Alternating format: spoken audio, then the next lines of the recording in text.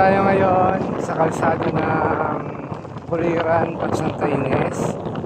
Papuntang Ilog Bacol at dadaan ito ng partida papuntang Santa Lucia.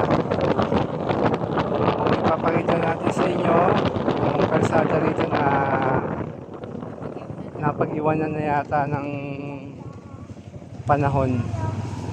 Ayan. Maaraw siya pero tingnan niyo naman, chocolate yung kalsada, saka lubak-lubak. Bakit? Lubak-lubak. Umulan, gano'n? Hindi naman umulan, di ba? Kanal. Siguro yung tubig kanal dito napupunta. So, Hindi natin yan. alam. Medyo maganda po yung daan ngayon kasi hindi masyado lubak-lubak. Pero kawawa naman yung mga dumadaan. Ayan, no? Yan yung kalsada. Bungad pa lang yan. Hanggang doon yan sa dulo. Hanggang doon yan sa Lambakin. Ganyan nakaganda. Ganyan nakakawawa yung kalsada na mula dito sa Buliran hanggang doon sa Lambakin. May ilang portion na sementado, maganda yung kalsada tulad dito. Pero sa bandaron, pangit ulit. Lubak-lubak na naman. Sana yung mga nangangarap na maupo sa pwesto sa mga munisipyo, magkaroon ng inisyatibo, magkaroon ng pagsisimula at pusang loob na gawa ng paraan yung kalsada rito. Kasi isa to sa kalsada na inireklamo ng mga dumadaan at ng mga naninirahan dito. Kawawa naman yung mga emergency na dadaan dito bago makarating ng ospital. Bumbong sarado na. Puro bukol na. Ito. Yan.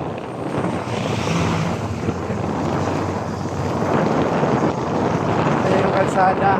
Bitak-bitak. Turog-turog. Dahan-dahan. Nakakatakot. Ayan. Yung asawa ko natatakot. Mabagal na yung takbo namin pero Sa Memplak. takot siya baka sa may plan dahil nga lubak-lubak yung kalsada. Sana po sa mga papasok na mamumuno ng San Miguel, gawan ng paraan, ilakad sa mataas na antas ng gobyerno tulad ng provincial government ng Bulacan. Ayan. Sana po mapansin ng mga nanunungkulan at manunungkulan pa. Kalsada tulad dito para mas maayos po yung transportasyon ng mga tao sa paligid ng barangay na ito at yung mga kalsada ang dinadaanan natin dito. Ito po yung sakop ng Buliran, Ilog Bacol, Partida, Lambakin. Isa na po ito sa mga kalsada na napapag-iwanan. Sana po mapansin po. Yun lang po. Maraming salamat po.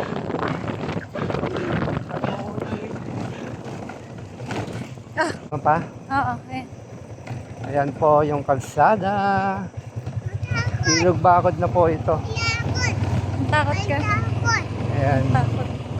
Bali yung tubig kanal nila sa gilid lang din ng kalsada dumadaan. Wala rin pong kanal dito. Ayan. Isa to sa Karimari-marim.